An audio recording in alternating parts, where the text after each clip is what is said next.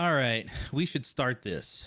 I'm- So basically, where I like to start this conversation is young Miguel growing up, thinking about what he wants to do with his life. What did you originally want to do? Like, what did you think you were going to do when you were a kid up through early teenage life? Well, it actually started earlier than that. Hold on, let me go into my therapy couch mode. It all started when I was 3. Lean back, and I'll have a notebook over here. And it actually started when I was 3. In back in 1981. Yeah, talking. Like color television was just a thing. So we are even the same age, right? Like what month of 78 were you born? August. My birthday happened about 3 weeks ago. Okay, so I was January. Okay, so anybody I'm wants to buy me a birthday shot? Hey, there you go. We All are. right. Yeah. All right. So I was 3, and I was growing up in Puerto Rico, and my older sister was, I guess, 8 or 9 at the time, and she was in 3rd grade. So she had her first communion, and as her first communion gift, she got an Atari 2600. Nice. And she did not have a TV in her bedroom, but I did. So they installed it in my bedroom. So I'm like, what is this beautiful thing? And I just sat down in front of the TV and started playing. I think it was the original Pac-Man, and which was Miss Pac-Man was better. Let's put it that way. 100%. And Combat. Remember Combat? Yep. But that required 2 players. Yeah, it was great, and it had like 100 different game modes. You just kept hitting the select button to change the game mode. Yeah. So we started playing that and got hooked immediately. Like yeah. I just knew that this was a cool thing that I wanted to be a part of. And if you would ask 3-year-old me, what do you want to do when you grow up? And most kids would be like, I want to be a cop. I want to be a doctor. I wanted to make Atari games. That's what I would tell people. And I had no idea what that meant, right? I didn't know what code was. Right. I thought that you just, like, in some assembly line, you just put cartridges together and you magically had a game, right? That's what I thought that was. So, little did I know at the time that was a real job. Right. And as I grew up, I sort of forgot that that's a thing that I wanted to do when I grew up. So then when I hit my teenage years and I hit like middle school and high school, I conformed a little bit more to like a real job that a real job that played to like nerds and math geeks, right? So what I wanted to do when I went, like, after high school is I wanted to be a computer engineer or a software engineer. And that's originally what I went to school for. So when I moved from Puerto Rico to Florida, it was not, I didn't go directly to Full Sail. I went to, to the 4-year school down the road. Right. And and I did that for a short time. Wait, which one? Rollins or UCF? UCF. Okay. I don't know if we're like supposed to be talking about other schools, but it was UCF. And I went there for computer engineering, and I did that for about a year and a half before I failed out. And and here's kind of what happened is I learned very quickly, and I kind of suspected this coming out of high school, which had a similar system, is I am not made, like, my brain is just not made to pay attention to a course that doesn't hold my interest. Yep. for 4 months at a time. Yep. That's kind of when I discovered what ADHD was. When I was little, growing up in the 80s and 90s in Puerto Rico, where, like, this is before the internet, so nobody knew what ADD was. I was just a lazy smart kid. Right. Yeah. Right. Yeah. So I got, I got good grades just because I could remember stuff and I was good at math. But if anything required me, like, writing a paper or anything that required heavy focus for extended periods of time, heavy reading, heavy writing, I would always do poorly, and I had no idea why. And then later in life, I learned that, hey, different brains work in different ways. Yeah. So UCF did not work for me. I would just like halfway through the semester, I would stop going to class. For anybody who's watching who can handle that, great. I think it's fantastic. But you know, to Yeah. each their own, right? I'm the So same way, man. I 100% understand. so I'm like, well, maybe I'm just not cut out for school, right? So I got kicked out of there very quickly, and I started working at a food court. I'm like, you know, maybe my future is in food service, and I did that for a couple of years, and you know, in the back of my mind, I always knew that I probably had the potential to do more with my life, but you know, but school had beaten me down so badly that I was kind of afraid to go back and give it another shot, until I found out about Full Sail. I saw an ad on the back of, was it GamePro magazine? I don't know, some gaming mag, Yeah. you know, remember print magazines? Oh yeah, man. Man, EGM and GamePro and Nintendo Power, like that was all about all of those. I'm with you. Mm-hmm. I think Same. they were in GamePro for sure. Yep. Yeah. So I saw the ad, and then you know, they had the address on the bottom of the ad. It was like Winter Park, Florida. I'm like, holy crap! I live like 10 minutes away from there. You mean there's a school where you can learn how to make video games, and it's and it's right by me? So I called up my dad, who still lived in Puerto Rico, and I told him about it, and he was like, no, do you have any idea how much money you just cost me by flunking out of UCF, paying out of state tuition?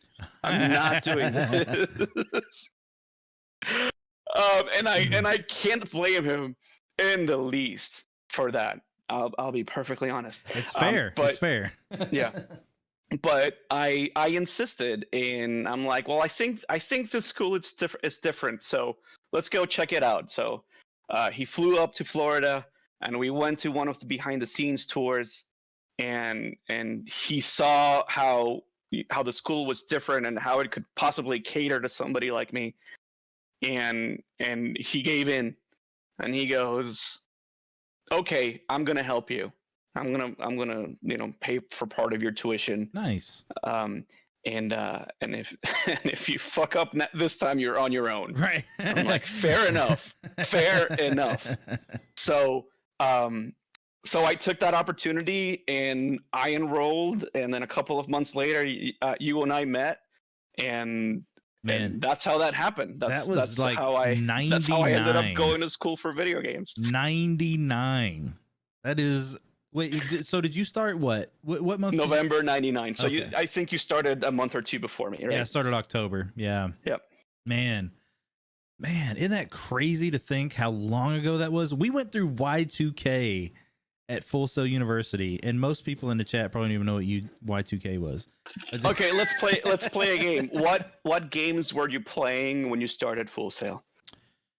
When I started, EverQuest. I was playing a little EverQuest. And I also remember what games I wasn't playing. I did not play Final Fantasy VIII, which came out around the time we were there because I just didn't have time for it. Mm-hmm. But I don't remember what else I was playing. I'm trying to remember now, because I was playing a lot of D&D at the time. I wasn't doing as many video games. What were you playing? Okay. Off the top of my head, I know The Sims came out right around that time, like right around when I started, and I played a lot of that.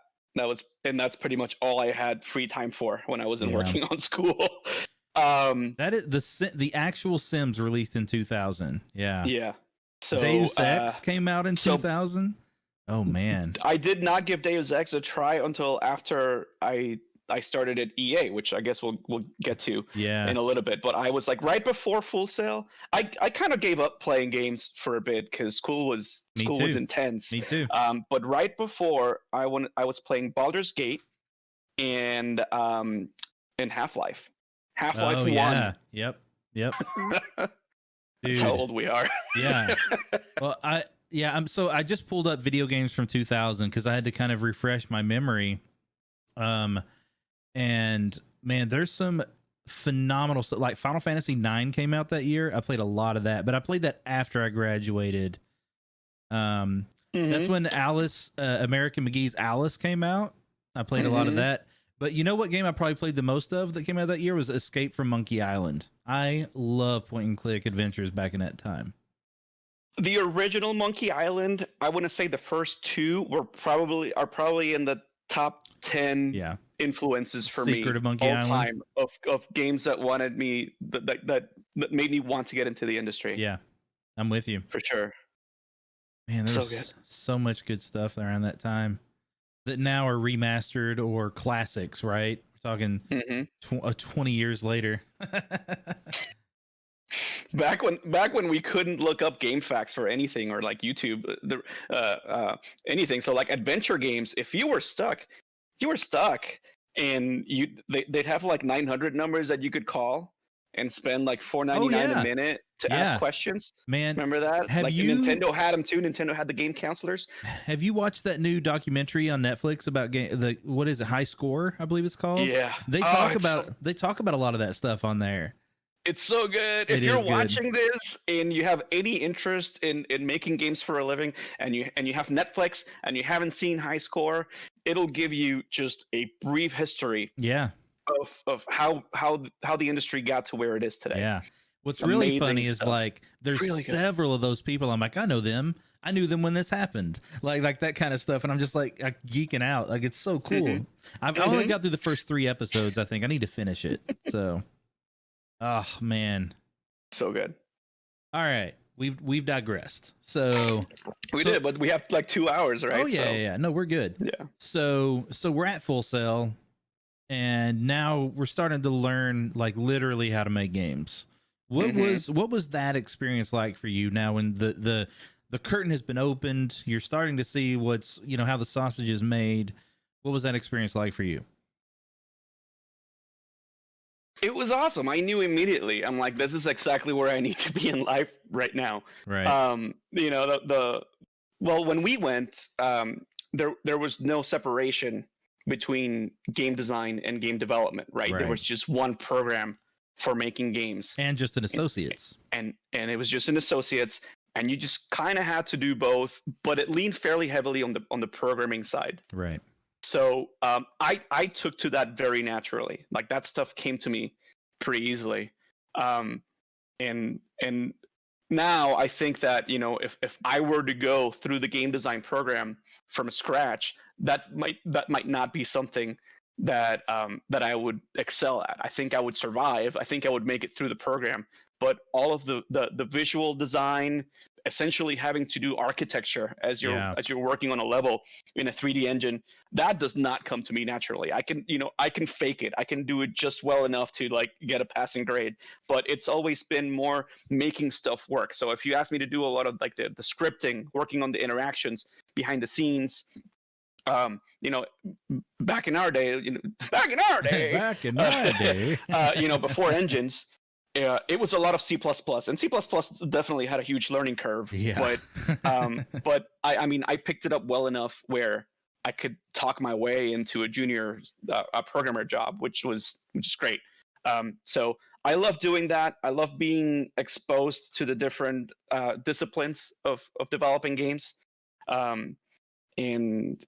it was an amazing experience for me. I'm like, this is it. I'm like, yay! I think I can get paid for actually doing what I love. Right.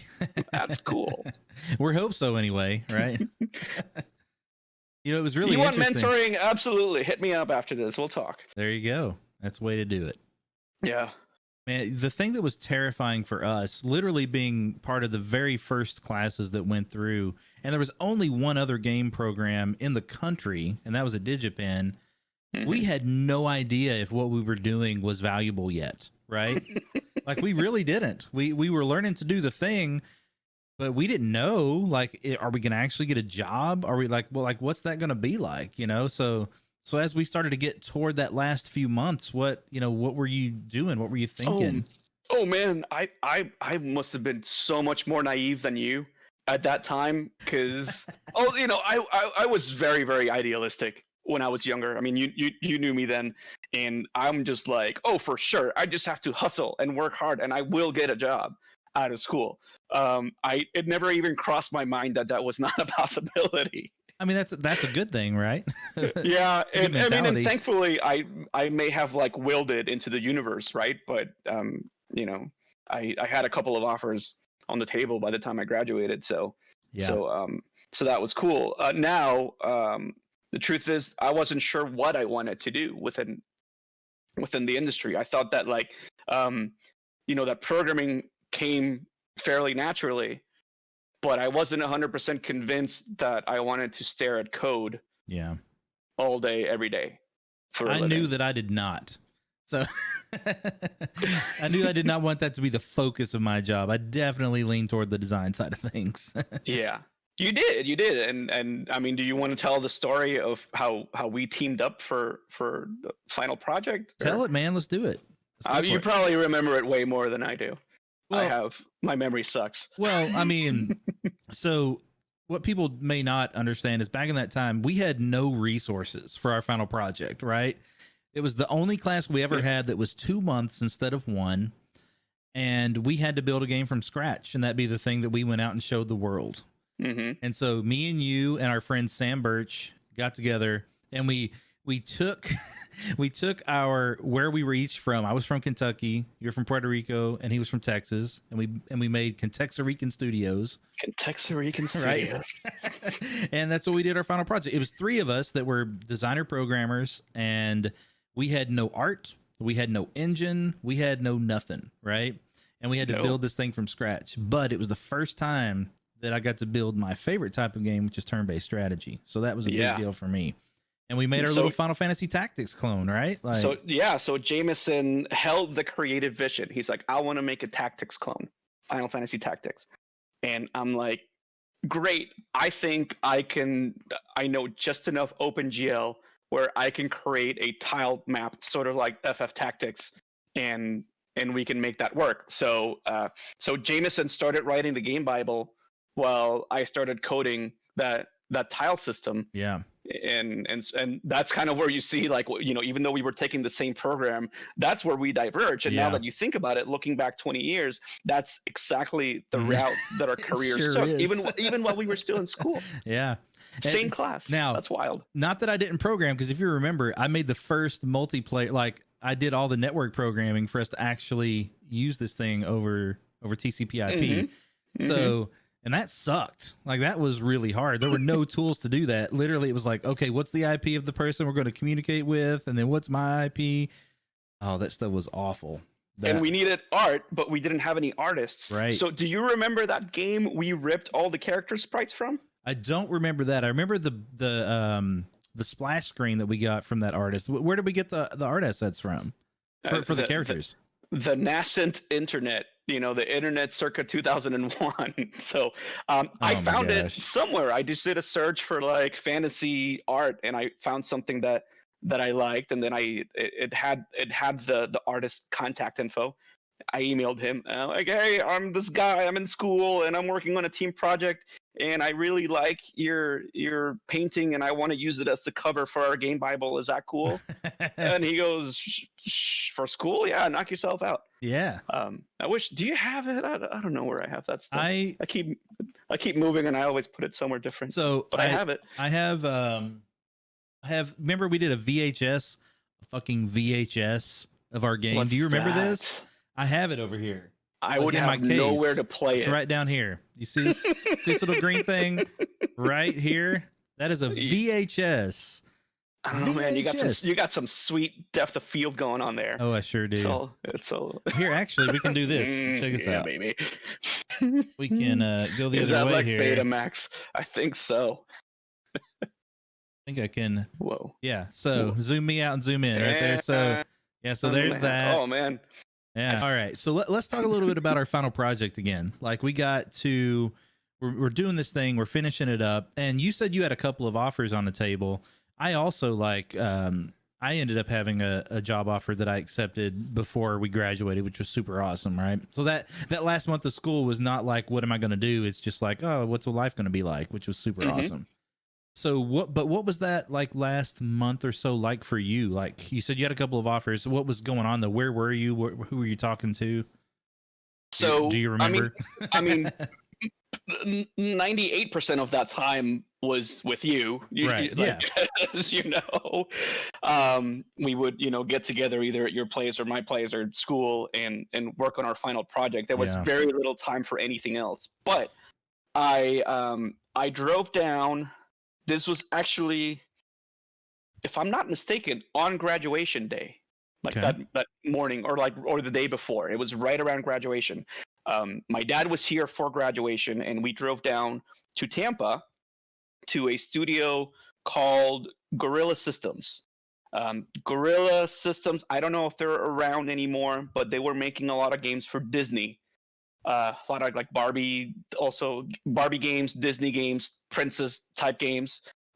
Certainly not the types of games that I would play, but as we were told many times while at Full Sail, take a job. Like you Yeah. don't be too picky. Just take a job, put something on your resume, and Absolutely. that'll help you get your next job. Just get your foot in the door. That advice has not changed in 20 years, everyone. No, it has not. I highly recommend that to anyone. Beggars can't be choosers. So I went and I interviewed for an associate producer role, and I got the offer. And it was my first offer in the industry ever, and I'm super grateful for them. And what I told them, because they essentially made me the offer on the spot, was I will give you a tentative yes, but I'm waiting to hear back from one other company. And that company was Tiburon, EA Sports, right. making Madden football. So Madden was probably my favorite game at the time. I don't know if you remember, but sometimes during lab, like if I was done with lab, I would just sit there and play Madden in the back. Yes. Oh, yes. On the Sega laptop, man. On our Sega laptop. Brought to you by Sega. In software mode, because there weren't video cards that could handle it, so it was all like software rendering. And I had applied, and I think I had done maybe a phone interview with them at the time. So I'm just waiting to hear back from EA. As soon as I hear back, I will let you know. So I was very honest with them, and I'm like, in nicer words than this, I told them you're my backup. I don't know how they took that, but that is a very, first of all, that's a scary position to be in, right? Especially as someone who, is brand new. That takes a lot of guts to be that honest, right? I commend you for that. But that's also like, they could have totally just been like, you know what, never mind. If we're not your first choice, we'll move on, right? Right. But I mean, you have a 22-year-old guy, applying for a job there. Who? What are the odds that he's there because he wants to make, I don't know, Little Mermaid games for the rest of us? Maybe. Right, maybe, right. But I mean that didn't matter. I went in, with a positive attitude, and I answered all their questions, and I asked them a bunch of questions, and they liked me, and they made me the offer. And had EA said no, I would have gone there with a smile, and who knows how many years I would have worked there, and where my career would have taken me from there. Right, sliding doors. Right, that's a door that didn't open for me because EA, they made me the offer, and I went there, and I worked there for 6 years on my favorite game. So I think I peaked at like 26. I worked on my favorite game in my early and mid 20s, and then where do you go from there? I still think it's incredible that you and I, so close of age, and such similar paths, ends up at the same place to do the same thing, right? Same project together, and then the moment that ends, our paths went drastically different directions. Right, like, because you went into 6 years of stability, where I went into like 4 years of 3 companies shutting down underneath me. Sure. Right? So that happened to me later. It's funny, right? Where it was the difference for me, right? Sort of like that. It's crazy. It's just like people don't understand how volatile the industry is just in general. but two, just like there's a whole lot of like right place, right time, right decision, right, like right opportunity. There's so much of that stuff that happens where you and I literally came out with the same path and trajectory, and then like it was just a wild difference for over the last 20 years, Absolutely. So tell us about your time there. Like you're working on Madden, and all right, tell us like what kind of stuff you did there. So I interviewed for a junior software engineer role that was posted, and I remember taking the programming test while I had just the worst case of mono. Oh, really? I did. I had mono for like the first, like my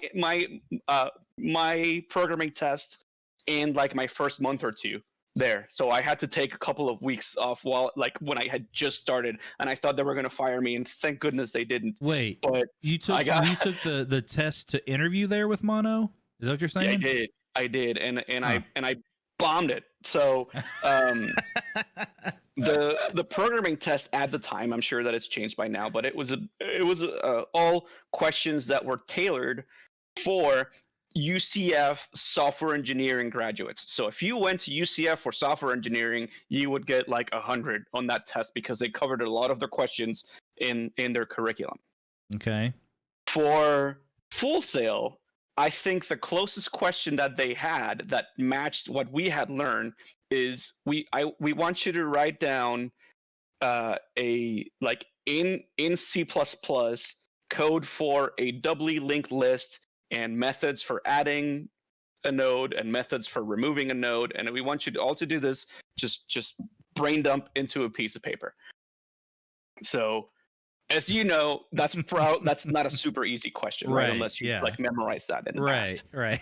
So the rest all seemed like gibberish to me. I think I got maybe like a 40 out of 100 on that test, but I got by on the other portions of my interview, which is like, you know what, we like you and we like your energy and you seem very positive, and it's clear that you have a passion for Madden, and we think that you would be an asset to the company. So we're gonna essentially make a new position for you. Oh. So they had just released a new tool for the interface designers.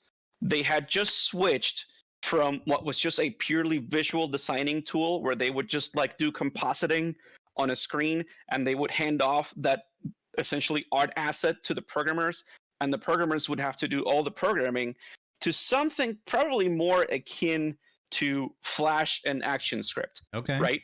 Where now the interface designers, who were mostly artists by trade, were expected to not just do the compositing, but also do the scripting, like light programming to define the behavior of all the elements, and what happens when you hit up, down, left, and right on the controller, and you press buttons, everything. And they were really struggling with that. So they're like, we need somebody who understands art, but is more script minded, more mathematically minded, and we think that you might be a good fit for that role. Okay. So I'm like, that sounds good. Both brained. I think I can do it. I'm not a great artist. I'm not even a good artist, but I can get along with artists and I can help them. So let's give it a shot. And so that's when they brought me in, and I did that for my first 4 years there. So I was originally brought in officially as a junior software engineer, but because they hired me into that new position, the position was on the art team. So very quickly, like within the first 6 months, they changed my title from junior software engineer to assistant interface designer. Nice. and I did well, and they kept promoting me. They promoted me to associate interface designer, and then they promoted me to staff interface designer, and I kept moving up and up the ladder, and I'm going there. I'm like, wait, my title is interface designer, and the people don't understand that I can't draw. I'm not an artist. Man. So I had a hat made that was like Bang Artist, and I would wear that at work because that was the not artist in the art department. I love it. And so I did that for like 4 years. So like if you played any of the from Madden 2002 to Madden 05, Yeah, that's 4. If you've played the game and you see, when you're hitting buttons and going through all the menus, I did a lot of the scripting for those games that had like 600, 700 screens Yeah. in their Yeah. in their interface, because you have all the game modes, right? You have franchise mode, and you had exhibition and online and create a franchise and career mode and all this stuff. They all, somebody needs to do the interface for all of those screens. I did like a lot of heavy lifting on the scripting for that, so that the artists could focus on what they did best, which was making things look good. Right. Yeah. So that was it for the first 4 years, and then I just kind of realized that, in that progression, what was next for me would be like lead interface designer, or going more into like an art director track. Yeah. Which, Not exactly your forte, right? Like, no, not even a little. So I did a lot of thinking about that, and I'm like, okay, well, maybe it's time for me to think about what I really want to do for a living, and and make a lateral move, and then try to move up that track.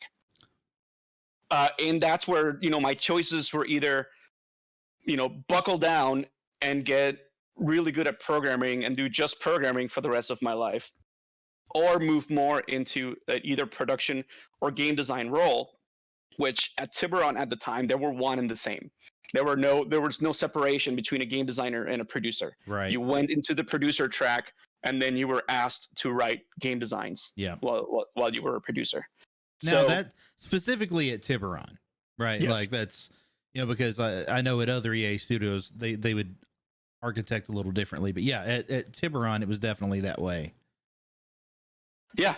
So I don't know if it still is, but Right, yeah. At the time, and for maybe sure. maybe because it's sports games, they thought that they could afford to do that. But when you're working on a game like Godfather or The Simpsons or any of the stuff that you did, producers have a full plate doing production work and Right. making sure that stuff gets done on time, right? And then you have game designers who have a full plate, who are designing systems, designing levels, designing story. And then maybe creating they that thought, content. Yeah. hey, maybe we can kill 2 birds with one stone by getting one person to do both, and they made it work.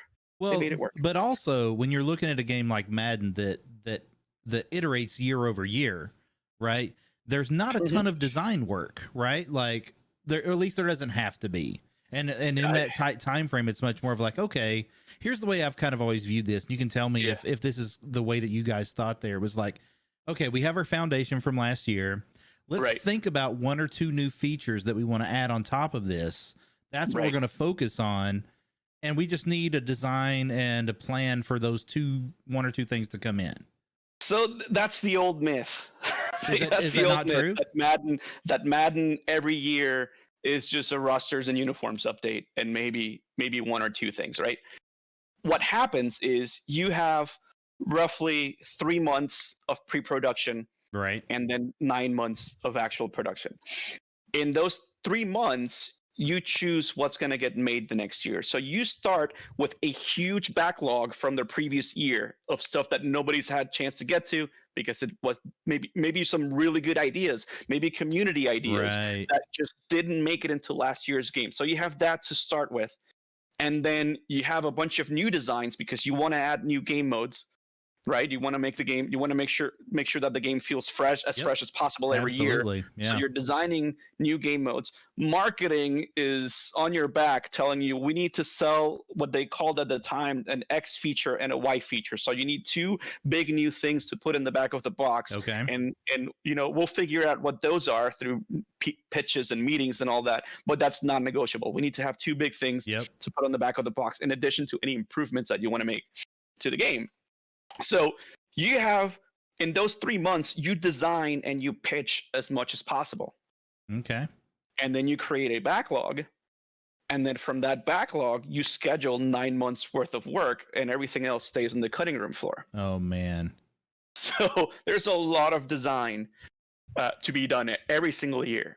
You just have to be smart about what you time box for those 9 months that you're actually going to get to work on it. Right. Now, am I remembering right? Did you not spearhead the superstar thing that happened with Madden players? So I didn't start it. It actually released first, on Madden '06. So Madden '06 was the first year that I was an assistant producer. So I switched from UI designer to production, and I was an assistant producer. And the lead on the team at that time did the first superstar mode. Oh, So okay. you would create a player by choosing the DNA of your parents, and you would choose a position. And you know the skeleton for what was superstar mode was there. But when you played the game, let's say that you made a wide receiver. When you went in and played the game, you didn't control the receiver. You still controlled the quarterback, and it played like regular Madden. Okay. But it was cool to track your created player and track his stats and throw the ball to yourself and do all that stuff. And of course, if you're playing defense, you can switch to that player on defense and play it that way. But it still felt a lot. It was a really cool idea, but in the execution, it still felt a lot like playing old school Madden. So Okay. when I was handed the reins for Superstar mode for '07, I was given certain instructions, which were like, well, we want to make it a little bit more RPG-ish. So we want you to be able to unlock roles as you progress through the game, through your career, and maybe use those roles to maybe buff your teammates or debuff your opponents. So I was given certain parameters, and I started designing that. And then the more I played, the more I kept playing last year's Madden, the more that I got just sort of this itch in my brain of what if we took the camera and put it right behind your player. And so if you're playing on defense, you're looking over the defender's shoulder and into the quarterback, into the offense. Madden had never done that before. How would that play? What if each position had its own specific set of controls, right? So if you're a defensive lineman, you're pushing, and and if you push forward on the right stick, you would try to push the Right. offensive the lineman, and if you did a left or a right, you would do a swim move or try to do a spin move, and then every position felt different. Um, it it seemed ambitious at the time, and a lot of people were going like, okay, sure, good luck with that. But I got so obsessed with this idea that I just started staying at work by myself till midnight playing with the game code All and right. just trying to prototype this idea. And the first time that I got even like the camera behind the running back instead of the quarterback, and you would follow the running back like closely behind the shoulder, it felt really cool. It felt more as if you were embodying that player, Right. and people saw a lot of potential. So I kind of, I showed it to a few folks, and they were like, okay, you know what, this could really work, go for it.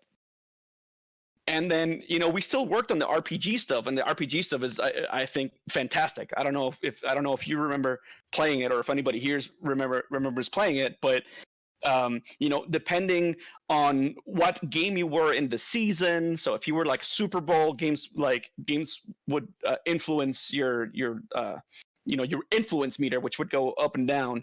Like every action would affect your influence meter, and if you were on defense and you push your blocker out of the way, and you sack the quarterback, and the quarterback dropped the ball, and you picked it up, and you ran it all the way in for a touchdown, you would get like insane amounts of influence that would then unlock roles, and then you could start applying buffs and debuffs to different players. So it was an RPG in a sports game, and it felt very visceral for sports games at the Yeah. time. And I think a lot of that is what eventually became MLB The Show, the My Career mode in the 2K games that didn't exist at the time.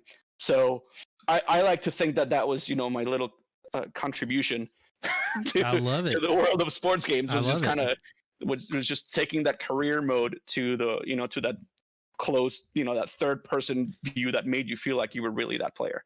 And that was the thing. Like, I played a lot of Madden, especially back in the time that we're talking about. And I just looked it up because I'm always curious who was on the cover each year. And that year was a Sean Alexander year, who was one of my favorite players of all time. I actually watched him play in high school. And Whoa. yeah, in person, which was awesome. And then thinking about like if I can play as the running back, and that's what I did that year, right? Like I got to actually play as a different position, and that was super awesome. And like I think what people don't always appreciate is when we first throw in new things like this, it's like, hey, we've got a limited amount of time, we've got this cool idea, but it's going to take us a few years to kind of get where we're trying to go with this, right? Yeah. And then looking back and appreciating like where it kind of came from and how we got there. And man, that mode was super dope. And I think that transition into that style was super awesome. And you did a really big part of that. That's super cool. I like that a lot. Good for you, man. Thank you. Good for you. Yeah. And I mean, I think the biggest compliment is that other companies saw it. And and they're like, I think we can do better than that. Right. And a lot of them have. I mean, MLB the show, the show mode is a single player career mode. Right. Right.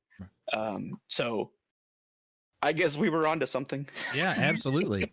and what's really funny is in the end, people remember who did it best, not who did it first, usually, right? You know, and you're kind of like, wait, I did it first. Like, like I had the idea. I don't care. I don't, you know, you know me. I'm not big into self promotion. Right. So like, I do cool. know you. I'm just happy that I got to make that contribution. No, that's really cool.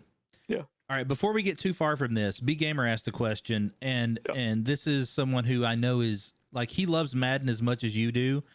His dream is to work there.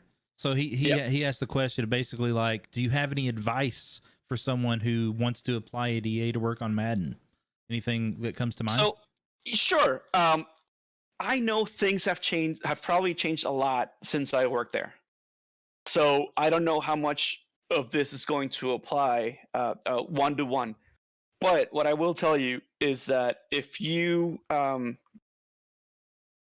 don't be worried about how much you know going in. If you're applying for an entry-level position, just make sure that you have done your best at Full Sail. So good grades always help. A good portfolio, definitely a big help. Remember, your portfolio is part of your resume. People are going to try to find out as much about you as they can before actually talking to you. So if you're going for depends on what type of role you're going for, right? If you're going for something that's like systems design, make sure that you have whatever work you did at Full Sail and on your own that showcases your systems design skills, and make that the focus of your portfolio. Like when I go to your website, when I go to your portfolio, the first thing that I should see is B Gamer systems designer, and there might be a video showcasing some of the systems that you've designed in action. So have a portfolio as tight as you can. Leave as good of an impression as possible, both on your classmates and on your instructors. Some of them worked at Tiburon. So if you interview with somebody who might be a former colleague of mine, they might send me a text or a Facebook message and go, hey, have you heard of so-and-so? Have you heard of B Gamer? What's your impression of them? And if my impression was not good, I will probably simply say I'm not at liberty to discuss that. Right. But if it's good, I will gush about you. I will go that person was a rock star, and you would be doing yourself a disservice if you didn't hire them. Yeah. Yeah. What else? I mean, connections mean so much, right? Yeah. Like it's such a big deal in this industry, and always will be. Yeah, absolutely. It's out of how many industry jobs have I had? I mean, 1, 2, 3. So I had 4, maybe 5 industry jobs. I want to say, all but 2 I got through friends or just networking. So Tiburon, I didn't know anybody at the time. But most of my other jobs were from people that I met at Tiburon. And that's the thing I always tell people is as soon as you get your first job, you've now created a network of professionals that can vouch for you, right? Not many fingers. And then like my first 3 companies all shut down, and we moved on to other companies, but that meant I now had friends that have spread out all over the industry, right? So I quickly had this web of people, and everybody's like, you know, somebody everywhere. And I'm like, usually that's because we work together and then we all went elsewhere. Yeah. And we know people all over the industry now. Which kind of segues to another question that I get a lot, which is, should I go to a AAA company or an indie game company? I love both for their own individual reason. But if, like, all other things being equal, I always recommend people to try out for a larger company first. If nothing else, because you're going to meet so many people there that if you leave a good impression on them, eventually they're all going to branch out. So you're going to have, like, you know, when I started at Tiburon, it was a studio of about 140. By the time that I left, it was about 700 people. So I had 700 potential connections that could, you know, when they all moved on, they could hook me up with jobs somewhere else. And that's kind of what happened. A guy that I mentored, that I taught how to build UIs for Madden, eventually got me 2 jobs. Man, that is so good. And what's really funny is I have the same advice. I usually say people should go to a big company as well, and that networking is always important, but the reason I say that is a different reason, which is the larger the company, the less you're going to be responsible for, right? Yes. Because whatever the more you get pigeonholed. Right, exactly. I actually got not yelled at, but I actually had an art director at one of my larger companies say, don't try to be a jack of all trades. Right. Do one thing and do it really, really well. Yep. And that's something that AAA companies specialize in, because that's how they keep moving. They have to be that way. They have to make sure that they have an animator, and all that person does is animate and animate as well as possible. And if, God forbid, something happens to that animator, they get a job somewhere else or they get sick, you know, they can be replaced with another animator. And it even breaks down even further, right? They animate vehicles, they animate characters, right? Yes. But the reason is because, for me, when you're new, the less you have to become an expert in, the better chance you have of becoming an expert in it. Right. Yeah. So you can be like, you know what, I'm going to focus on this thing. I'm a level designer that does, you know, like this very specific thing. I'm going to do it well. I'm going to learn how to do it well. And then I'm going to get recognized for it. Whereas when you go to a small company, you're our designer. You got to do it all, right? Yeah. And it's really hard to kind of know how to do it all in the beginning. Not just designer. You might have to be a designer and a programmer, or at least a scripter, and do a lot of QA and wear many hats. Yeah. And that's fine. Look, I feel that there is a small percentage of people that can do that well. Yeah. Small percentage that can go out and be a one man or one woman studio and do programming and make it look pretty. Unicorns. And do art and do and do sound and music and do all of that really well. And if you can do that, fantastic. In my experience, you're in the 1%. And as long as you can, or one of those people that think they can. Yes, and there's a lot of people like that. A lot of people who think they can. And then you're gonna fall flat if you try to do that. If you're gonna try to do that and you're not sure if you're in the 1% or not, don't play with your own money. That's the one piece of advice I can give you there, is make sure that whatever company you're at, even if it's a small one, that it's funded, that you're spending somebody else's money to try to make a game. And that's a lesson that I learned the hard way, because you know, when I left EA, I tried to make my own game. And this was back in like 06, 07, you know, before indie games had a proper platform. And I fell on my face really hard, and I blew my entire inheritance that my dad left me, rest in peace. And I learned a lot, but it was a very, very expensive lesson. So if you're gonna go one person studio, maybe do it on the side while you have a full-time job, so you can pay your rent and, you know, and have health insurance and all that good stuff. It's really interesting to me because, like, you're talking 06, 07, and that was when I was at EA, right? So like that was like, I'm sitting here doing the EA thing while you're now looking at something a little different. So so what year did you said you were at EA for 6 years, right? Is that right? So that's like up until about 2006? I left during pre-production of Madden '08. Okay. So that was late '06. Okay. So my father passed in '05, and as happens a lot of the time when you go through one of these big traumatic life changes, you start thinking about your place in life Yeah. and where you want to be,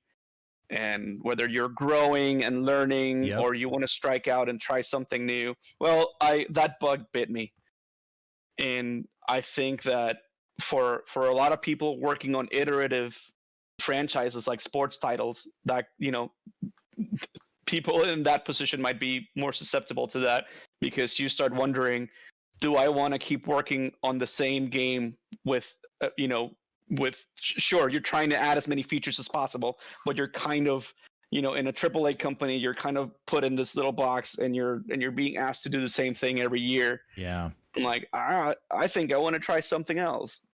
And I didn't have a father there to tell me no. Right? I want to start my own business. And there was no ghost of dad going, that is a terrible idea. You're going to waste all your money. Don't do that. So I did it. And I did it for about 2 years. And what was your vision for that? Like, what did you leave to do exactly? I wanted to make, remember Power Stone for the Dreamcast? No, I didn't have a Dreamcast. So four player local co-op, just kind of like fighting game. Maybe a very early iteration of something like Smash Brothers. Okay. And it was Ashley knows it was is. wrestling themed. It was wrestling themed, but it was like aliens and mutants and killer clowns fighting each other. Okay. I found a dude from Brazil who had created a OpenGL based fighting game engine, and I hired him, and he was like my one employee, and so we sort of worked on this game, and then I found a crew out of Venezuela. They're not in Venezuela anymore. They're still around, and they're working for much larger companies now, but they were helping me with a lot of the art and some of the programming too, and we got a prototype made, and we shopped it, and we would go to GDC, and we'd show it to a bunch of publishers, the Nintendos and Capcoms and Ubisoft and all these people. Right. And the general consensus, this is really going in the right direction, but it's not enough. Like, they when they don't know who you are, they usually want to see a game that's as risk-free for them as possible. Sure. Yeah. So they essentially want you to show up with a completed or nearly completed game, and then they'll decide whether they want to publish it. And we were nowhere near there, and I just, I didn't have either enough time or enough money to get to that point. And eventually that dream died. I'm like, oh crap, I'm running low on funds, and as much as I love this game, I don't think I can do this anymore. Interesting. And yeah. So you spent 2 years on a passion project, is what you're saying, right? I did. And you know what sucks? What sucks is because I have nothing to show for it. I don't even put it on my resume. Hold on. What? Now, hold on. Like, now here's the important thing. Now, first of all, I'm a little disappointed you don't put it on your resume, because I'm sorry. Hold on, let me get some water. that JMO is really hitting me. That's all right. You can still hear me. Like, no matter what you do, right? Like, you just spent 2 years on something you cared about. Regardless of if it was successful or not, you had to have learned a lot from that, right? I learned a ton. Right. But I will tell you, the number one thing that I learned was don't play with your own money. Yeah. I mean, that is a valuable lesson, right? Like, but so I do. I mean, I cherish the memory, and that team from Venezuela. Anytime somebody's looking for a shop to do either any kind of development, they're doing a lot of Unreal now, but art house, development house, I'm like, talk to these guys. I had such a positive experience working with them. I had never shopped a game before. At EA, I was never in a position where I had to do that, right? I was just in-house working on Madden every year. Now I had to learn how to how to talk to publishers and do that whole, dog and pony show. I learned a lot about team management, project management, things that I just sort of had to grow up and learn how to do because nobody was doing them for me. Business Right. incorporation and building your own website and all kinds of stuff. I could go on all day. So big learning experience. I'm, I might sound a little bit bitter about how much it cost me because, I wish I had. It is I wish I had. okay Still, to I be wish I still had remorseful money for that saved part, up. right? Yeah, yeah. Like having remorse is okay, right? Like you feeling like it wasn't the right decision, whatever, right? Like that's totally going to happen. But the value from the learning experience, had to have been immense. Oh, no regrets. No regrets. And in this industry, that's important, right? Yeah, I wouldn't be where I am in life if it hadn't been for that, right? So it's not a regret. It's more like, damn it, I wish that was a lesson that I didn't have to learn the hard way. Yeah, yep. I totally understand that. All right, so you spent 2 years in a learning experience, right? Yes. And also, and what year is this now? We're talking 2008? This is 06 through 08. Okay. You know what else happened in 06 through 08? I don't know. Guitar Hero 3 and Rock Band came out. Right. Oh man, talk about a time. So I'm at EA at that time, right? And they released Rock Band. I'm super excited because I can get a copy for like pennies on the dollar, which was amazing. And so and you got Rock Band behind you, which is super awesome.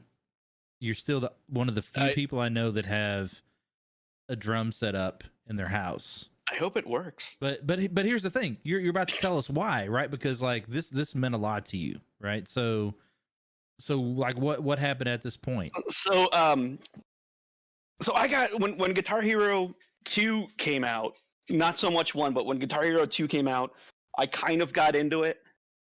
And then 3 came out, and then it had like Slash on the cover, and it had some GNR in it and some other stuff, and I really got into it.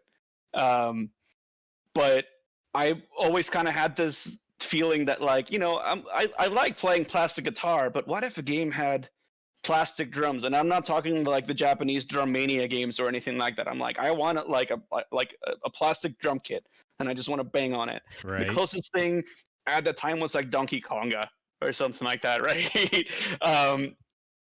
And then Rock Band came out, and I got super into Rock Band, where I would invite people over just to have parties to play Rock Band, and that started happening every week. Wednesday night became, let's go to Miguel's house and make bad life choices, get too drunk, and play good Rock life Band. Choices, however you want to view it, right? Play Rock Band until the neighbors come over, and then they play Rock Band. Right? Yeah.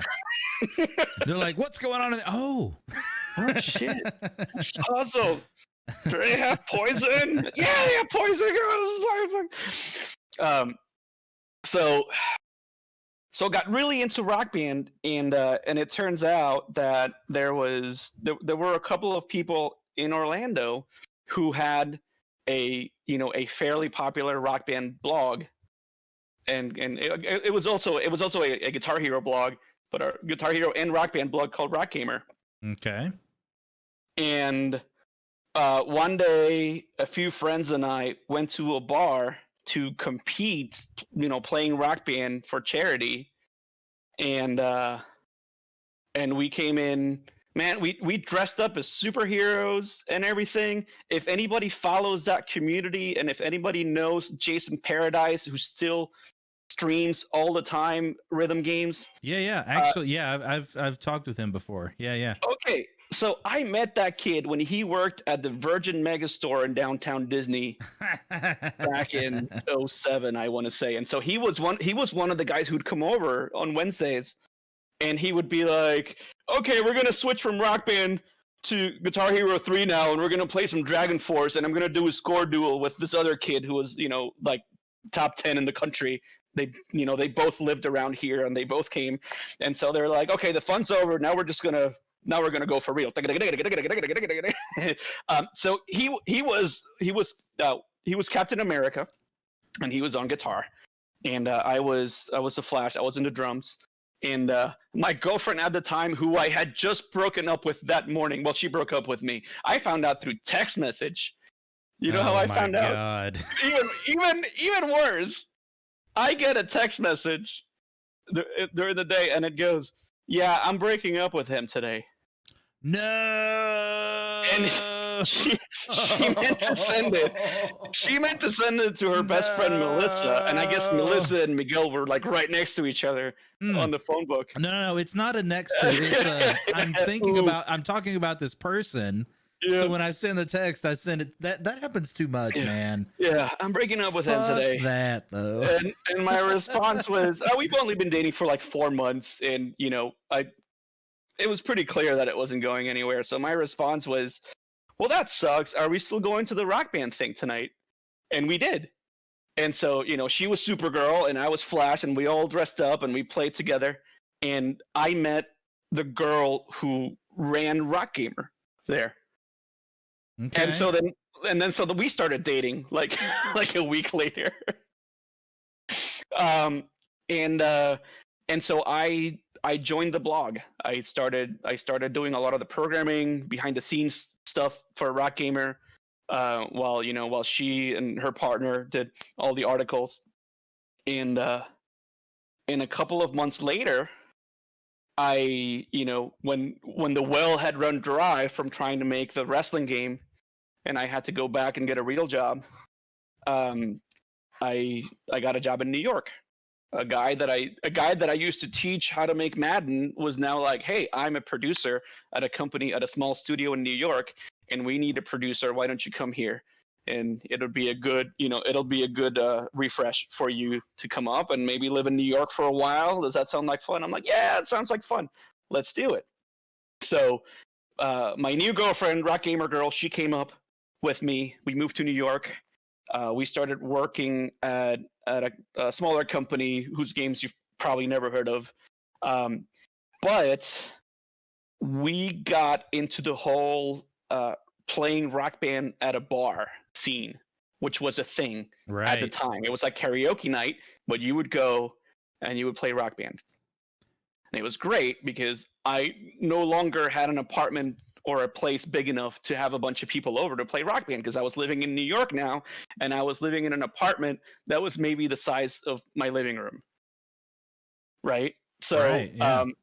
so I made a few friends immediately at the new studio who loved Rock Band, and we all got along, and we're still all like best friends to this day. Um, and we went to a few Rock Band nights, and like my OCD would kick in and be like, "You're doing this, like, this isn't right. You should be playing to the crowd, not to the wall." And like I started like project managing people, and I would give them all these ideas, and they would be like, "Sure," like for whoever was hosting, this was just like their $50 a night or whatever. So they were just like, "It's a video game. I bring it. I hook it up to the TV. What are you gonna do?" And I'm like, and I was just obsessing about, like, all of a sudden I was in New York and I saw this opportunity to be like, "Well, we can have a really awesome Rock Band night." And I talked to this bar in the East Village, and I just sort of pitched my idea, and they were like, "Well, we don't know what you're talking about, but we don't have much going on in the back Tuesday nights. Do you want Right. Tuesday nights?" I'm like, "Perfect, perfect. I don't care if this is like beer money for me. I get to make friends and get drunk and play Rock Band. That all sounds fantastic." So I did it, and I spent, like, no joke, like $3,000.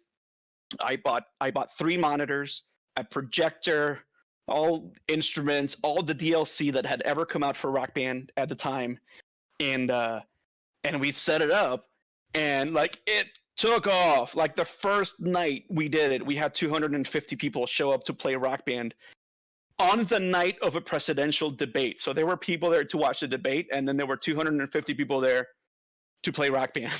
We were all in the same room at the same time. Oh my And gosh. it was a disaster, but people loved it. The people who were there for Rock Band loved it. It lasted 5 years, like Five? way after Rock Band went out of style. So It lasted 5 years. one thing to throw in here real quick is that you and I kind of lost touch for a while, right? Like we didn't have, the whole Facebook thing and all that stuff, when we left school in 2001. We would connect occasionally, but this was around the time that we like reconnected. And that like you're in New York and I'm I guess at that point in at EA in California. This is where we kind of reconnected and like started to, and so for me it was like, oh, he's doing Rock Band stuff now, right? And like that was super cool to hear about, for me at least. And if you came to, I mean, I still had my full-time job, right? So I was still working for a studio, which was great. But the truth is that you've probably like never heard of those games. And what was like, at least for me, what was really exciting in my life at the time was sort of this, my Batman gig, right? So like, once a week at night, my bunch of friends and I would get together and we would play whatever latest DLC would come out, and made a crap ton of friends who were also like, a lot of game dev, a lot of nerdy types, but we had this sort of thing in common where we were geeks, but we also liked to play games socially.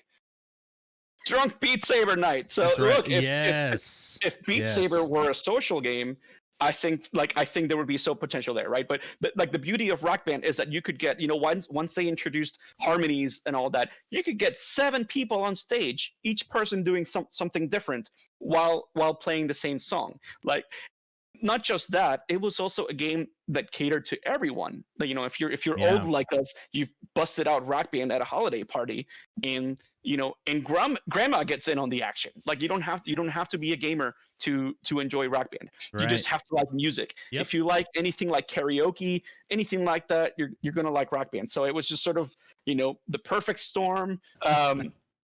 Anyways, the Rock Band stuff. So while I was hosting Rock Band, I made a lot of connections with the folks at Harmonix.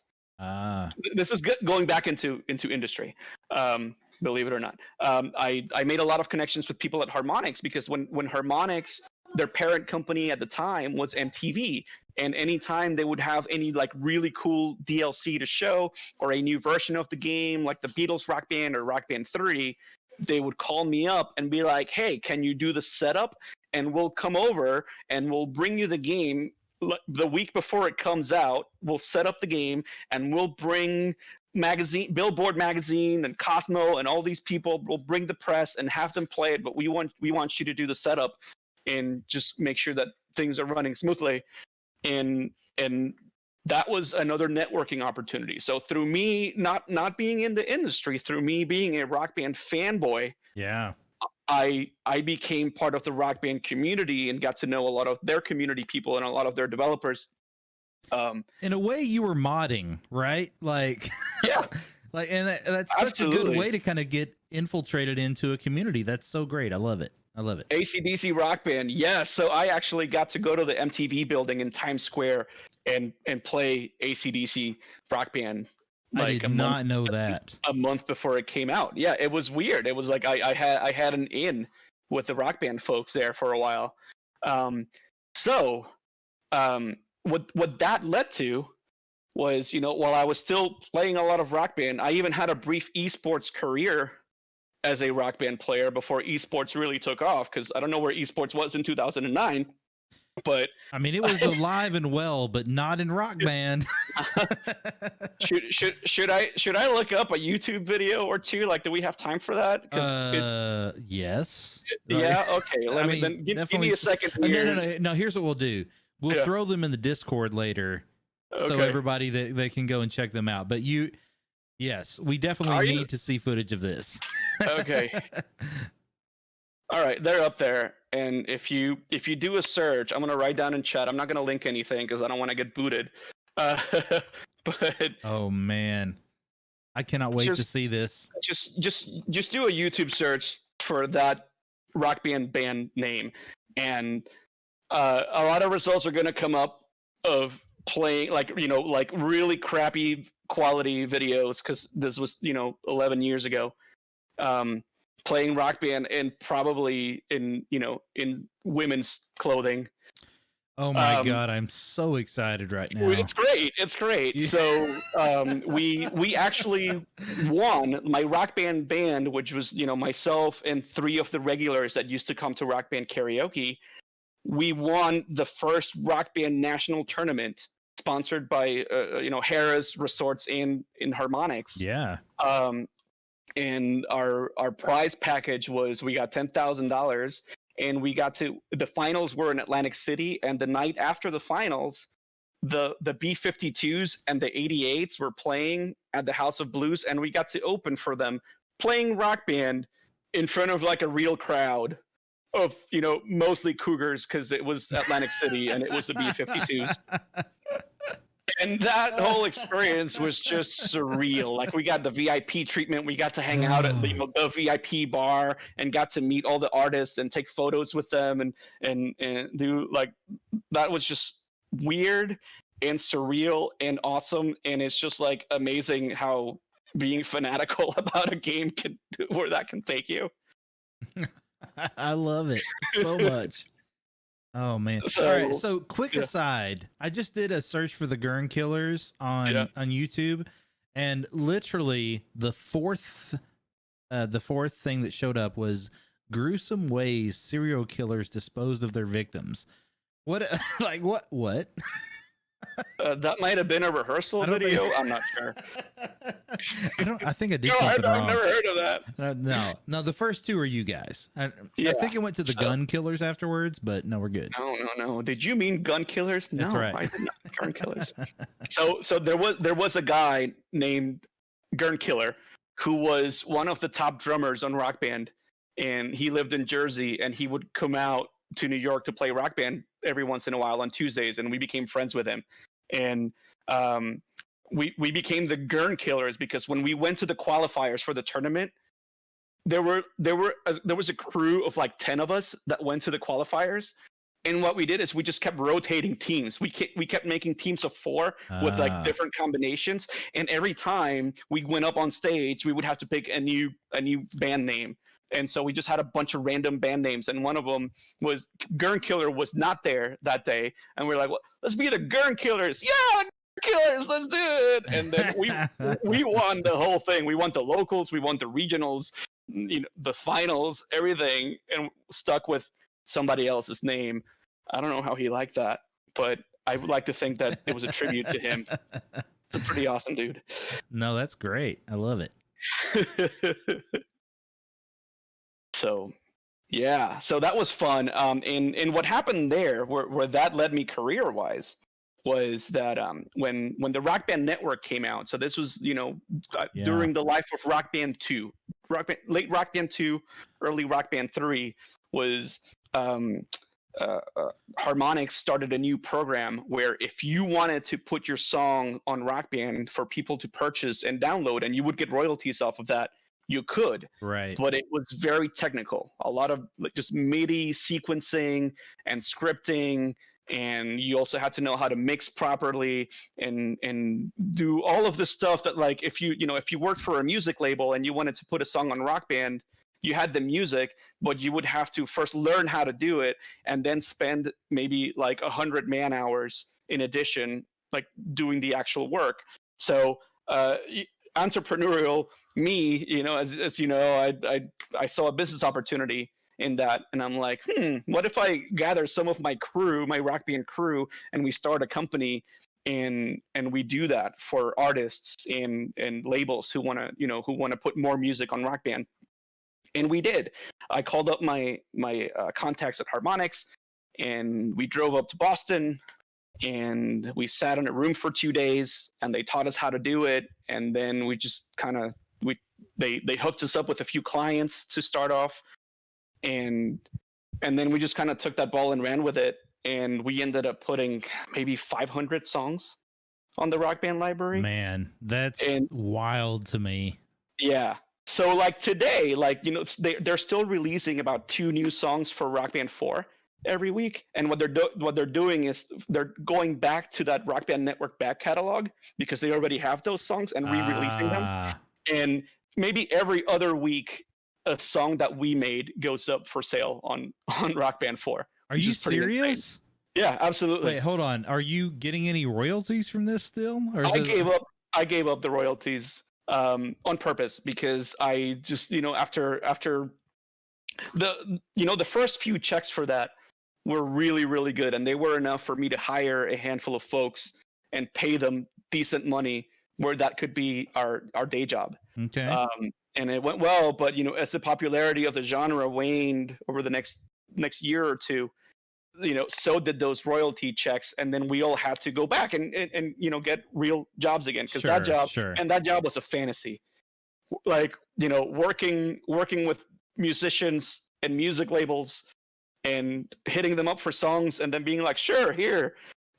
We did a lot of songs for Jonathan Colton, so we did a lot of like nerdy stuff, but we also did a ton of metal, because metal sells really well on Rock Band. A lot of metalcore and prog and power metal. We actually there's a band, I'm sure nobody here, maybe somebody has, but there's a band from Finland called Amberian Dawn that put one song on Rock Band,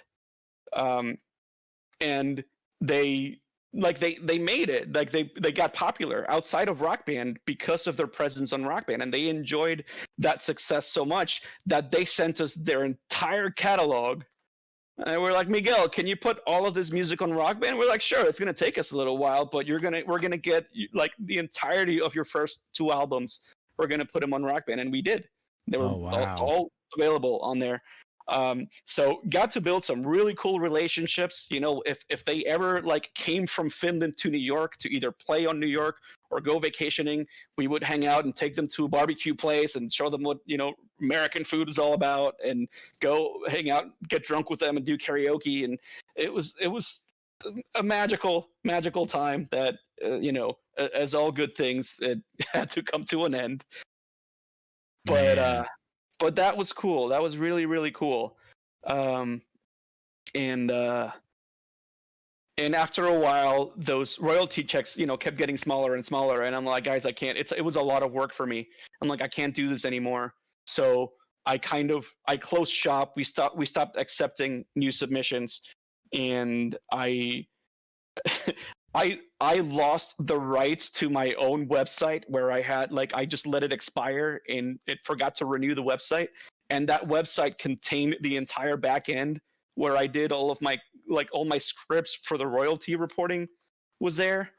And so I didn't have the tools to do the royalty disbursements quickly anymore, because I would get checks and then I would send smaller checks to all of my clients, hundreds of clients. I would have to do that all manually. So I created some WordPress scripts that would like handle a lot of that for me. I lost that, and so I would have had to start doing that manually. So I just told Harmonix, hey, why don't you reach out to all of those folks individually, get their permission, and then send them the royalties directly. You don't have to go through me.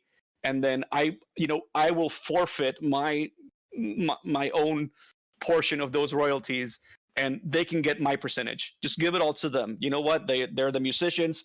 They're without their content, there would be no Rock Band. So give it all to them. So I don't see a penny from that anymore. I get the royalty statements, but then I get like a note at the bottom that says royalties being held by Harmonix or something like that. And I don't see any of that anymore. All right. So, what a wild time. Like, That's a wild time. so as all that was kind of winding down, you're in New York, right? You're winding down on that. You have your day job as well. Where are things heading for you at that point? What's life look like at that point? So, towards the end of that, like when that was my Rock Gamer was like the DLC thing was my full-time job. Right. I even had people coming over to my house and working out of there. Oh, for a right, while. right. Okay. But once those checks started getting smaller, I had to go and get a full-time job again. So the same guy from EA who got me the job at my first New York company was now a producer at a second company called Arcadium, Mm-hmm. who at the time were really into the Facebook game business. So like Farmville, like Zynga was really big at the time. Arcadium had a mahjong game that was making some really good money on via Facebook games, and so that was their jam. They were into Facebook games. They brought me in. That was my first experience working on Facebook games. This is back when you could be really spammy. So like anything you did, if you collected something in your Facebook game, it would spam your wall and spam all your friends. And so you had the games had this ability on Facebook to go viral very quickly through through the Facebook API. Right. Something that they reined in years later when they started making more revenue out of ads. When they put in ads on Facebook, and they saw that the money coming in from that was so much more than what games were generating, that they started shutting down all of those viral channels for games. And so Facebook games, I don't know how many of you still play Facebook games. I know I don't, and it's not, it might be a thing, but it's not nearly as popular as it used to be.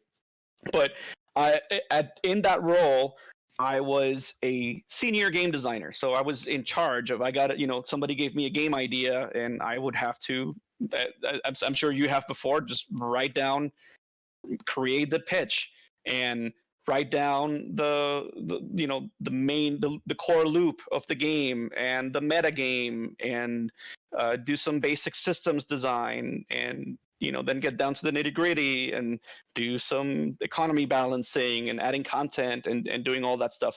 And I did that for a number of games at Arcadium. I did that for the Mahjong game, which I believe is still alive, and they're going to keep it live until Flash shuts down at the end of the year. So that game's been live for almost 10 years. Almost 10 years. That's a long time. Gosh, that's crazy. Yep. I worked on that. I worked on remember the Vampire Diaries show? Oh yeah. One of those WB CW shows. Yep. They had a Facebook game. I was a lead designer on that for a while. Go Damon.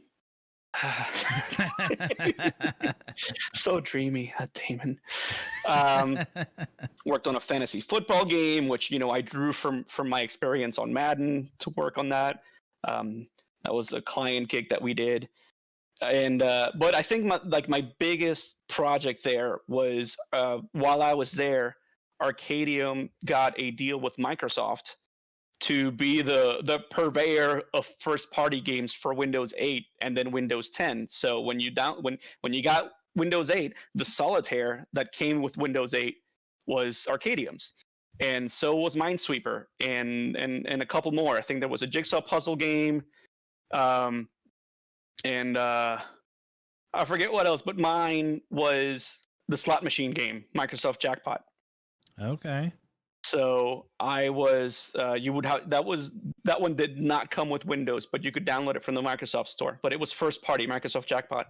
I was the lead game designer on that, so I originally had to come up with the pitch and get it approved by Microsoft, and pitch the different themes for the different games, because it's more than one slot. You would have like the jungle slots, and then underwater, and then the spy game, and the candy factory, and all this stuff. So we would have to come up with the themes, and define how each theme was going to make the game feel unique, what the mini game was going to be for each one of those. When you found the bonus icons in the slot machine, and define what the meta game was going to be, how players level up and what they unlock as they level up, and what the economy is going to be. Yeah. It's a free to play game, so you had to make sure that players were losing currency more quickly than they were gaining currency. Yep. So that they would hit zero every once in a while and then be tempted to purchase more currency. Right. Hey kids, that's how free to play works. Yeah, absolutely. Time for money, or money for time, right? Like that's the debate. So very early, I would say maybe like a third of the way through development of that Microsoft Jackpot, our lead developer up and moved from New York to Seattle. Like, his girlfriend wanted to live in Seattle. He got a job there with some old friends. Again, networking. Some old friends got him a job in Seattle, and he just up and moved. And we were short a lead programmer, so I had to pivot mid-project. My buddy Jeff, who was the producer on the project, who's the guy who brought me in, I'm like, I know you know how to game design. We've worked together on and off for 10 plus years. Why don't you take over design and I'll program? And I rolled up my sleeves and I basically did a refresher on DirectX and I taught myself C#, which I had never touched before. And I ended up doing about 20% of the front end code for Microsoft Jackpot, which, had I not learned programming at Full Sail 20 years prior, I don't think I would have been able to do that. Yeah. Pivot. Yeah. You got to be able to pivot, man. So we did that. I busted my ass on that project. A lot of late nights, a lot of ordering in and staying till midnight. And I'm really, really proud of the game that we created, which recently got taken off the Microsoft Store because it's a live services game. Whenever you make a live services game, there's some monthly cost involved with keeping that game alive. And if at any point it costs more money to run that game than it generates, then management has to make the tough choices and shut that game down. So, but that game that came out in, I want to say 2014, something like that. Like the live services just shut down last year. Oh man! So I guess it was pretty profitable for them. Wow. Yeah. So wait, what year are we talking about now? This was 2012 through 2014, I want to say. Okay. Ish. I don't know. I'm an old man. I've lost my memory. I'm with you there. I get that feeling. Look at my LinkedIn and see what years I worked there. Yeah, Ashley. Yeah, this career trajectory is wild, and that's so different. Ours are so different. Let's recap. What have I been? Junior software engineer. Yeah. Assistant associate staff interface designer. Assistant producer. This is all at EA. Then I started my own company. Then I was a producer at Longtail. Then I started my own company again. Then I was a senior game designer who pivoted to programming. Oh my gosh. That's where we're at. And then like while the slots game was in beta, we got laid off. A bunch of us, like 12 of us, mostly in pretty high up the ladder. They found who was making good money, and if you were making good money and you were not senior management, you got let go. Yeah. So out of that came my first experience in mobile, which was on a little game called Song Pop. I don't know how many people here have heard of Song Pop. Yeah. But Song Pop originally got very popular as a Facebook game back in the days of Facebook virality. It's Name That Tune meets draw something or Words with Friends. That like you play a turn and then you pass it on to your friend online. They take their turn and they pass it on to you. It was that, but Name That Tune. Mark Zuckerberg posted about it. I love Song Pop. I'm hooked. I can't stop playing. And then the game just took off. Oh snap! They brought me in about almost 2 years into the life of Song Pop, and the game still had over 500,000 players every single day around the world. Which I don't know that's incredible for today's standards, but for back then it was huge. And they essentially brought me in as a product lead. So my title was product manager, but I was essentially the dude in charge of Song Pop within Fresh Planet, which was the name of the company. They sold me that position as you're going to be the CEO of Song Pop, and so you report to us. We're the board, and you're the CEO, and you get to choose what we're going to do next with Song Pop and how to, how to keep it from dying a slow death over time. That job was fantastic. First of all, I love music, as you can probably tell by now, through all my my passion for Rock Band and Rock Gamer and all that stuff. It was like thematically, it was a really good fit for me, and it was my first exposure to looking at player data through analytics. which is something that is incredibly heavy. It used to be just really mostly in like Facebook and mobile games, but now that you have live services games, your Destinies and Fortnites and all of those games, you have people who get paid a lot of money just to look at data all day Yeah. long and answer questions and make recommendations on what to add next to the game to keep the game popular and keep the game profitable. Yeah. So I was exposed to that for the first time. So my job there was essentially asking myself a question like, are players, how easily are players getting from point A to point B, right? So how easily are players getting from the point where they want to buy a playlist, but they don't have enough currency?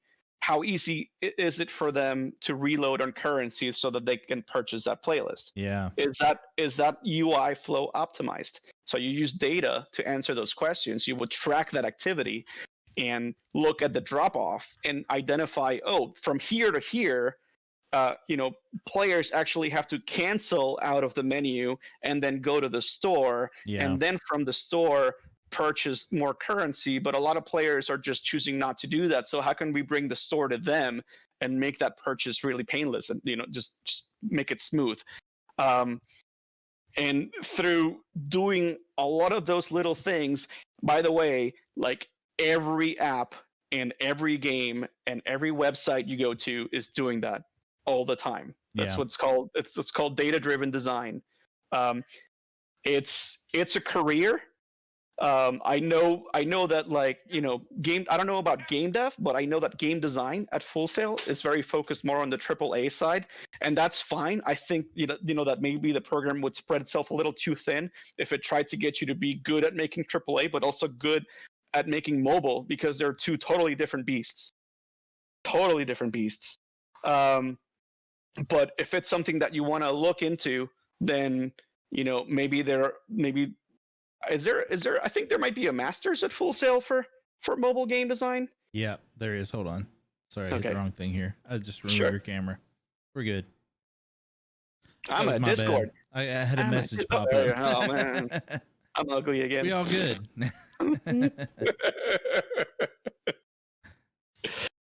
It's you again. Yay. Yay. Okay, so mobile games. Mobile games, if anybody here has any interest in that, go for it. It's essentially data-driven design, and free to play is its own beast. You're going to have to learn your own series of loops and analyzing the data and creating hypotheses based on that data, and A/B testing features to test your hypotheses, and then choosing and then analyzing the results of those A/B tests, and then choosing what to do next. And you're essentially repeating that loop over and over and over to optimize your product as much as possible. There is a ton of money to be made in free to play. Oh, I man. know that there were several sites reporting that before Apple shut down Fortnite, that Epic was pulling over $1 million a day on Fortnite, just on Apple, just on iOS. And Oh, wow. and that is very much a free to play games as a service product, right? Yeah. They want to keep you coming back every day with a new season of something, with a new event of something, trying out new features, trying to keep the game fresh, keep it from getting old. That's what Pokemon Go is doing. That's what every other game out there is trying to do. Yeah. And as long as that game can bring in more money than it costs to develop and advertise it, as long as you're profitable, you can keep that game going forever. Yeah. Man, it's so different. Like, how we think about games and profit and viability is so different now than when we started. Like it's so different. And like we have to and it's a big part of why like we have to constantly be able to evolve, right? And like it's not like what we learned 20 years ago is very different than what we're doing now, right? Yeah. And so we have to think about that constantly.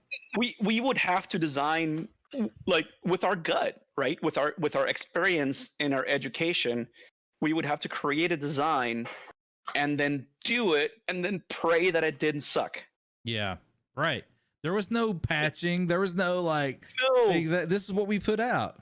no analytics, no feature updates. That this is Madden 2005. Here you Right. go. Hope you like it. Yeah. Exactly. We really Now, hope you like it.